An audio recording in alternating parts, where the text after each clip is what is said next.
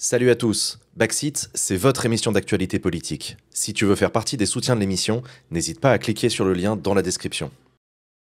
Les amis, c'est Halloween, évidemment. C'est la fête américaine. Et comme on est à quelques jours des élections américaines et de notre émission spéciale, dont je vous annonce que je vais animer la deuxième partie de soirée. Absolument. Le minuit 4h du matin. Donc venez. Adèle venez jusqu'à 4h du matin, s'il vous plaît. De minuit à 4h du mat, vous serez avec Adèle. Je vous rappelle la règle, personne ne va dormir. Vous restez avec Adèle jusqu'à 4h. Et on ne dort pas jusqu'au résultat. On ne sait pas quand c'est, mais vraiment, ça peut prendre des on ne dort pas. Au moins 6 heures. Donc voilà, je vais vous parler des États-Unis aujourd'hui. Parce que c'est vrai que tous nos yeux sont fixés sur l'élection américaine. Et cet après-midi, au café, il y avait des jeunes autour de moi qui en parlaient. Et ils disaient, tu sais, non, mais moi, je suis trop pour Kamala Harris. Tu sais, c'est la candidate de gauche. Ouais, ils n'avaient pas toutes les infos, c'est pour ça qu'il faudra regarder l'émission spéciale de la semaine pro. Parce que disons que Kamala, si elle est de gauche aux États-Unis, en France, ça serait plus la branche wokiste de Laurent Wauquiez, voilà, ou plutôt retailliste. Tu vois, alors c'est mieux que l'extrême droite, mais ça tutoie pas le marxisme non plus. Et c'est vrai que ça nous paraît normal à nous de nous intéresser aux élections américaines, alors que la réciproque est pas du tout vraie. Enfin, cet été, ils n'étaient pas très nombreux dans le Wisconsin à se dire « Hey, Macron, il a peut-être fait un peu le con avec la dissolution, non ?» Pas du tout, ils en ont rien à battre de ce qui se passe chez nous. Alors que nous, on sait que ce qui se passe aux States a tendance à arriver en France quelques années plus tard, tu vois, les Uber, les Pokéballs et les platistes. Donc, du coup, observons ce qui se passe de l'autre côté de l'Atlantique, histoire de nous préparer pour 2027. Alors, premier point saillant de la campagne, Kamala a dit qu'elle avait bossé à McDo quand elle était étudiante. Donald a dit « C'est pas vrai ». Et il est allé bosser 15 minutes chez McDo pour dire que lui, il avait bossé chez McDo. C'était le cœur du débat. Non, vraiment, je pense que c'est important d'avoir en tête. Je reproche un petit peu à Kamala un truc parce qu'elle sait que Donald, il va vouloir toujours faire mieux qu'elle.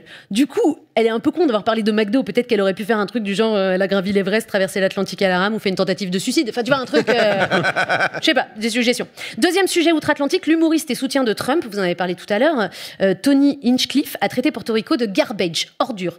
Ce qui a amené Joe Biden à sortir de son EHPAD et répliquer que non, les vraies ordures, ce sont les électeurs de Donald Trump. Faut pas le laisser parler aux médias sur les horaires de visite, c'est pas possible. En réponse, Donald Trump s'est donc filmé au volant d'un camion poubelle aujourd'hui même. Non, ça va être vraiment bien 2027. Ah, c'est en réponse qu'il a fait un garbage truck. Mais c'est extraordinaire. Non, attends, c'est vraiment vrai ça? Il a vraiment fait ça? Oui, absolument. Du coup, il est d'accord en fait. Alors Kamala, elle n'est pas d'accord, elle s'est désolidarisée des propos de Biden en se revendiquant évidemment la présidente de tous les Américains et en faisant ça. Ah, il faut le son. Kamala.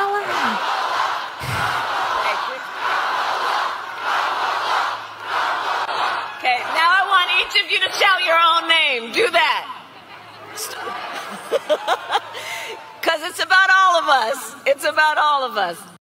C'est très beau, le message, c'est à propos de nous tous, mais il faut prévenir le chauffeur de salle. Évidemment. Si je vous demande de tous hurler vos prénoms maintenant... Eh ben, Esteban. C'est bien Esteban. C'est trop mignon. Ah non, ça ressemble un petit peu à François Feldman, quoi, qui dit au Téléthon « Tout le monde debout !» Enfin voilà, bref, vieille référence. Allez, dernier sujet, Trump a commencé à présenter son programme. Ah. On day one, I will launch the largest deportation program in American history. Premier jour, déportation. Ça part pour le premier jour. Même Hitler, c'était pas son échéance à day one. Vous croyez que Trump, il est déjà en avance tellement qu'il est en train de construire son bunker? Enfin, je sais pas. Si je vous parle d'Hitler, c'est parce que Trump a l'air d'être un peu fan. Cette phrase rapportée par son ancien directeur de cabinet, j'ai besoin du genre de généraux qu'avait Hitler. Alors, il voulait pas les généraux de César, Napoléon, même Néron. Il veut vraiment ceux d'Adolphe. Mais attention, il a dit ça, Trump, mais il n'est pas fasciste. Parce qu'il a dit... Je tente une imitation. Oula. Je suis pas fasciste. C'était bien les mains, non? Bien imité. Oui, Voilà. c'est bravo. Et il a même ajouté, je suis le contraire d'un nazi. Ah. C'est quoi le contraire d'un nazi? Non, je vous pose la question, un bisounours, un hippie, l'abbé Pierre, on sait pas. Je sais pas Pas si... l'abbé Pierre. Merci d'avoir relevé, Emilien. Non, je sais pas si le contraire d'un nazi, c'est vraiment un milliardaire, menteur, tricheur, agresseur sexuel qui pousse à la guerre civile. Je suis pas sûre. Le contraire d'un nazi, après, peut-être qu'il pense que le national-socialisme, c'est un truc de gauche. Hein, moi, je suis le contraire de ces gauchistes de nazis. Moi, je préfère Hitler. Peut-être qu'il a pas toutes les infos, le pauvre Trump. Et il a un autre argument. De son propre aveu, Trump dit je n'ai pas lu Mein Kampf. Ah. Bah non. Il peut pas être fasciste. Bah non, quand je dis qu'il faut déporter toute cette vermine de migrants, c'est mes idées à moi. Voilà, ça devrait nous rassurer. Bon, sans transition, vraiment, j'ai pas de transition. Vous recevez ce soir Charles de Courson. Non, vraiment, je tiens à dire qu'il n'y a pas de... Voilà. Député Lyotte de la Marne et rapporteur du budget, j'avais essayé de trouver une photo rigolote de notre invité. C'est la plus drôle que j'ai trouvée. Voilà, on va être sur un segment sérieux ce soir. Voilà. Il est pour la première fois en plateau, parce que ça n'a pas été simple les fois d'avant. Les visios qui marchent pas, Internet qui plante, le téléphone qui se connecte pas, on a eu des péripéties. Hein. Ouais, ça a été dur. Ouais. Mais là, ça y est, les amis, on a réussi. Charlie is in the place. Il est député depuis 31 ans. Il a aussi été maire de sa commune pendant 31 ans. Son chiffre fétiche, sans doute, je sais pas.